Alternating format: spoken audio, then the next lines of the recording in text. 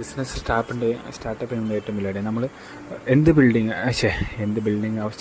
എന്ത് സാധനമാവട്ടെ സ്റ്റാർട്ടപ്പ് ചെയ്യുന്നിടത്ത് ഏത് ഫീൽഡാവാം, ബിസിനസ്സിലെ ഇപ്പോൾ ഫുഡ് ഇൻഡസ്ട്രി അല്ലെങ്കിൽ ഫാക്ടറി, ഏത് സാധനമാണെങ്കിലും പുതിയൊരു ഐറ്റം നമ്മൾ തുടങ്ങാൻ നേരത്ത്, മെയിനായിട്ട് ഫുഡ് ഇൻഡസ്ട്രി ഞാൻ പറയുന്നത്, ഓക്കെ. കാരണം ഫുഡ് ഐറ്റംസ് തുടങ്ങാൻ നേരത്ത് നമ്മൾ തുടങ്ങാൻ നേരത്ത് ഒരു 10-20 ബർഗർ ഷോപ്പുകളെടുത്ത് നമ്മൾ പുതിയൊരു ബ്രാൻഡ് ബർഗർ കൊണ്ട് ഒരു ഉപകാരമില്ല. കാരണം എവിടെ ഇതൊന്നും ഇല്ല, എവിടെ ഓപ്പർച്യൂണിറ്റീസ് കൂടുതലുണ്ട് അവിടെ തുടങ്ങണം.